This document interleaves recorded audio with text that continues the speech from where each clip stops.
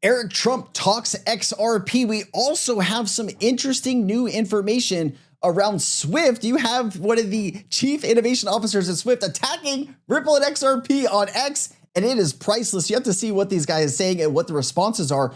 We also have some news from Donald Trump himself that we could be looking at $1,000 to $2,000 dividend checks for most Americans. That could rocket fuel the market, but also could lead to some negative impacts.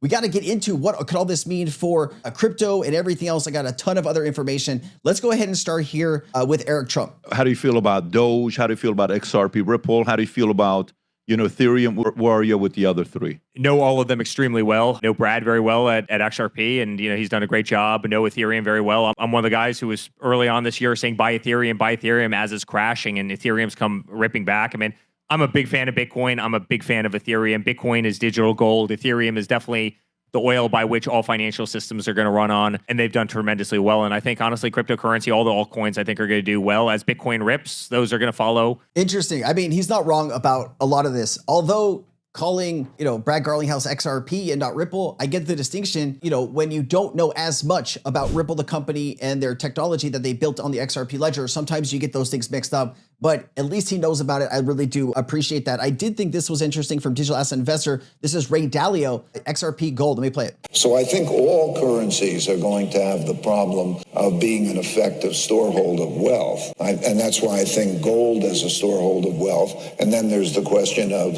what role does Bitcoin or other digital currencies play? But in any case, we're going to see non-fiat currencies we are seeing non-fiat currencies become more important as the storehold of wealth, money. And what I mean by money is it can go from one country to another in a non-political way, During such periods of conflict and these types of problems, even the closest allies don't trust the debt. They don't want to give credit to the other. And so that's why gold plays such an important role. It's a very complicated world that we are living in. No one country wants to help out the other country by either buying their debt or helping them in some way with their currency. The path forward here is going to be non-political, non-country issued assets, which are Bitcoin, Ethereum, XRP, altcoins, those types of things. We are going to see a dramatic rise in these assets over the next 5 to 10 years. And I do believe this is the market that's going to go from a 4 trillion to 100 trillion very quickly.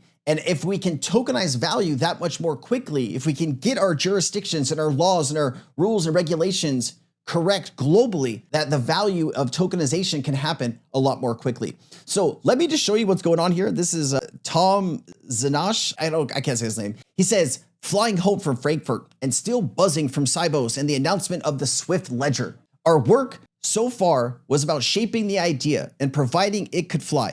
Now comes the real test, getting the MPV launched, right? So let me finish this, and ready for banks to use it in practice. That's when this shifts from concept to capability. And I cannot wait until next Monday to get started. Until then, I see Mrs. Janesh, and then I'm checking out until Monday. The conversation is Frankfurt. We're all positive feedback. Made it clear from people who want most clarity, not hype. That's my focus. I'll bring it as we move forward with the launch. The ledger isn't live yet. It's not, it's an idea. You guys were backstage realizing how important it is going to be for digital assets in the future. You didn't do anything. Let's just be clear. To this date, Swift didn't find it important enough to even start these trials. They've done a few other things with, some crypto projects and companies and this and that, but they haven't done this themselves yet. And in practice, which means they are probably at least 6 to 12 months from getting something built and tested, not audited, not even bringing in real customers using the product. They could be years away. And this guy thinks that, this is some great idea that no one's been working on for the last 14 years. Give me a break. And so you have a lot of people in the XRP community kind of talking about this. And Anders X says, sounds like Tom sketched out a private permission ledger for Swift on a napkin on the flight from Sibos after hearing the SEC drop the Ripple lawsuit. So I don't know, man. These people, this is also something he says, calling a private token a bridge currency is like using a fax machine and calling it the internet. It mimics the form, but not the function. Fast, sure. Revolutionary, only if you've never used Wi-Fi. And man, people are just kind of going after him. Matt Hamilton says, yep, this is why public tokens like XRP are more likely to be used in the end. They are financial institutions who are still wanting to control everything and have their own private token. But I think ultimately public, open, permissionless, decentralized will win. Also, you're going to have to provide the liquidity here too, right? And then listen, everybody is going after this guy. Vet, Anderzek, Crippen Ritter. I mean, you name it, they're going after it.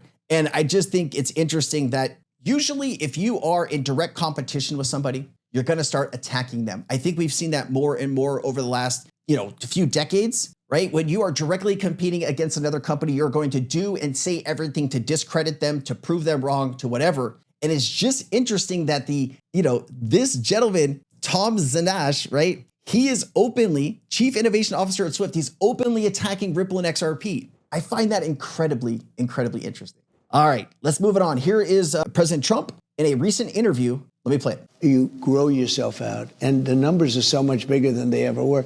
The numbers we have now are bigger than they ever were. So when you have $36 trillion in debt a year ago or 2 years ago, and you have a lot less revenue coming in, then you have 37 or 38. It's not 38 yet, but it will be. And the numbers are so much bigger. All of a sudden, 38, you're under-levered, whereas for 36, you were highly levered. We're not highly levered anymore. Now, with that being said, we'll pay back debt, but we also might make a distribution to the people, almost like a dividend to the people of America. How much are you thinking for that, sir? Well, we're thinking maybe $1,000 to $2,000. Be great. Okay. Another way that you $1,000 to $2,000. Now, really quickly, just to give you some information on where this money would come from, how much money has been raised through some of this stuff. Let me just show you here. If tariff revenues collected by the U.S. government are insufficient to cover the proposal of 1,000 to 2,000 stimulus checks for eligible Americans, the additional money would most likely have to come from general federal funds, which means taxpayers are going to foot the bill here. The government has so far raised about $150 to $200 billion in tariffs. Towards the end of the year, we could get to $300 billion, but giving people back $1,000 to $2,000, you're talking about $200 to $500 billion. So almost everything that you've collected in tariffs this year in 2025, you're going to give back to the people. And so you start to wonder what negative or positive effects could that have on the crypto market. This was a great clip to explain all that. Let me play it. This is just pouring fuel on an inflation fire. I mean, what causes inflation over here? Oh, maybe tariffs. If not tariffs, let's actually hand everybody cash. I mean, this is helicopter cash. It goes all the way back to like Ben Bernanke time, and we'll get into helicopters and throw cash out there. $2,000 in people's pockets at this point is going to re-spark inflation. It all of a sudden changes the Fed and their outlook.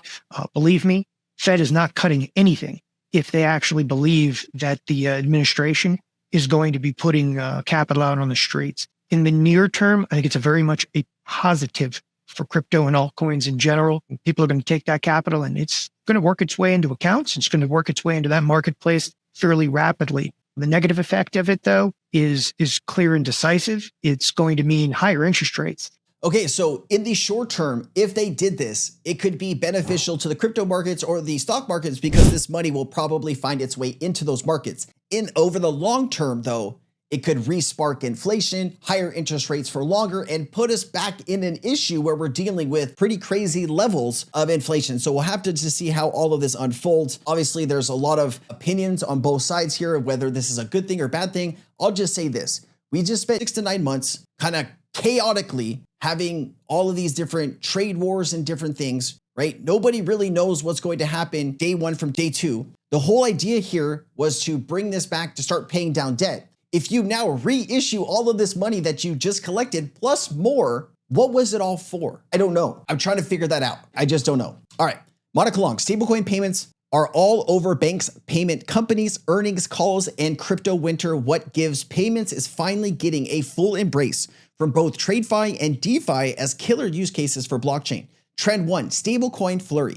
Do we need 100 USD stablecoins? Many lack the clear use case and appear driven by FOMO. Reminds me of NFT fever in 2020 to 2021. Some have some real use cases like interbank payments and customer loyalty. For some issuers, managing their own reserves or owning their own brand may be important. For others, issuing their own stablecoin isn't worth the burden of managing the asset, regulatory compliance, and building liquidity and distribution. It's an expensive undertaking. Trend 2, stablecoin payment network pop-ups, some with brand name partners. Don't be fooled. Before you sign on, ask how onboarding fees and reconciliation work.